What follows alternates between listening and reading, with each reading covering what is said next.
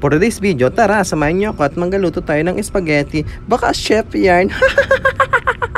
Siyempre, chef na ako ngayon dahil turuan ko kayo kung paano magluto ng spaghetti na mumurahin yung bagang low budget spaghetti. Unang-una, ibababad nyo muna yung pasta sa mainit na tubig. Ayan, papakuluan nyo ng bonggang-bongga. Baka bongga yarn, baka pasta yan. Lahat na lang alam. Pagkatapos halo-haluin mo lang yung pasta. Kagaya nung ginawa mo sa akin, hinalo-halo mo ko kaya nahilo ako. Nahilo yarn.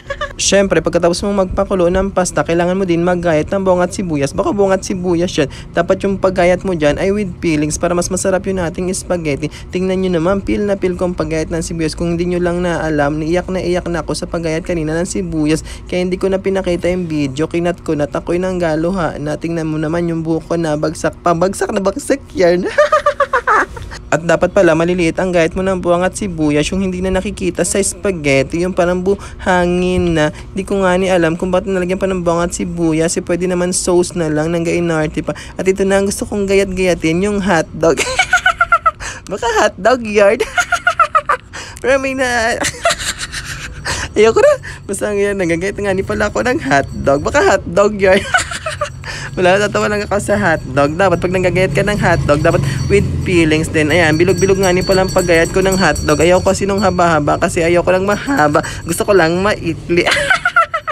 Joke lamang po. Baka hotdog yan. Ayan o, yan. Pinakita ko na sa inyo yung malaking hotdog na ginagayat ko. Baka ulit-ulit na naman tayo. Hindi na naman tayo makakapag-tutorial. Dapat palang gayat nyo dun sa hotdog ay wag masyadong manipis. Kasi pag manipis, mabilis lumampot. Kaya naman mga pala. Baka malambot yan. Wala, matatapos na naman ang aking video sa kakatawa. Sarap tayo. At pagkatapos mong magayat ng bawang at sibuyas saka hotdog, dapat magpa-cute ka muna. Joke lang, i-check natin yung pasta kung malambot na. Ano yung malambot yung pasta? Ano tayo? Tapos pagka-check mo ng pasta at alam mong malambot na, hanguin mo na. Tapos ilalagay mo na yung mantika. Manggagisa ka na ng bawang at sibuyas. Pagkatapos mong gisayin ng bawang sibuyas, ilalagay mo naman yung hotdog. Yun hotdog. Baka hotdog yarn. Katapos, dire-diretso mo nang ihalo. Haloin mo lang halo hanggang sa maluto na yung hotdog. Pagka natatawa ko, pag hotdog ang usapan, may naaalala. Joke lang. Pagkatapos mo nga ni palang haluin yung hotdog, ilalagay mo naman yung corn beef. Baka corn beef yan. Pagkatapos mong ilagay yung corn beef, halu-haluin mo lang. At pagkatapos mong halu-haluin yung corn beef saka yung hotdog, hintayin mo lang maluto. At pag naluto na, maglalagay ka naman ng mga ricado. Alam mo ba kung anong mga ricado? Ituturo ko rin sa inyo. Una, maglalagay ka ng paminta.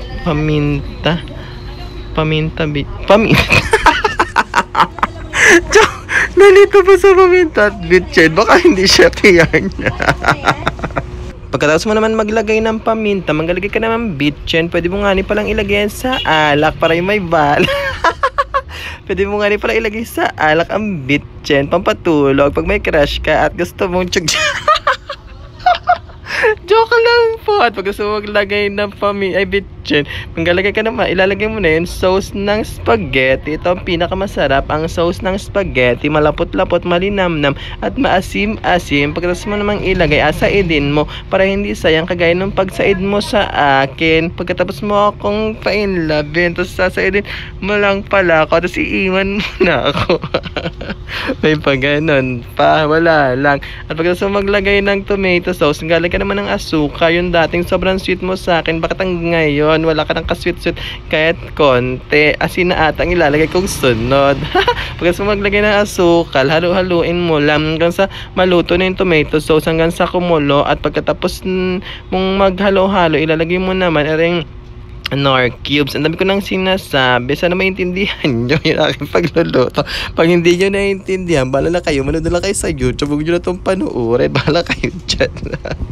Ilalagay na nga ni pala natin yung Knorr cubes. Baka Knorr cubes yan. At i-itchan nyo na lang basta. Matutunaw na yan. Pagkatapos nyo lagyan ng Knorr cubes, lalagyan nyo din ng ketchup. Unti na nga ni pala yung ketchup namin. Sinaid ko na lang.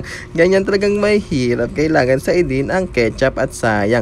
Pagkatapos nyan, nilagyan ko ng tubig yung ketchup. Ibinuhos ko ulit dyan sa tomato sauce. Tapos sinalo-halo ko. Hintayin nyo na lang kumulo. At pag kumulo yan, luto na. Tapos na ang ating sauce ng ketchup. Sauce ng spaghetti. Mamali-mali, piskat na chef yan, nagturo ng pagluto ng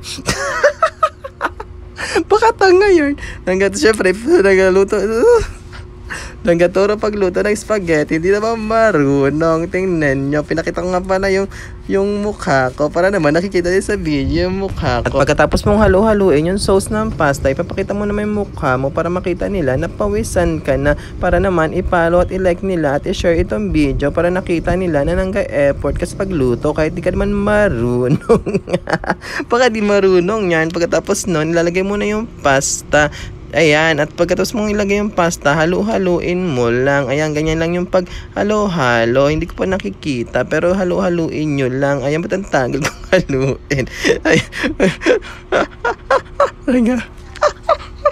Ayan, halu-haluin mo na. At pagka namula na lahat yung puti, namula?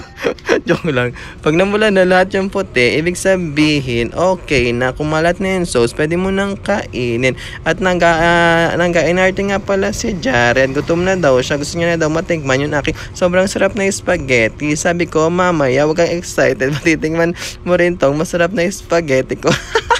Hindi ko nga pala alam kung anong lasa. Bahala na sila kung masarapan. Pero sabi, nung kinain na nila, sobrang sarap daw.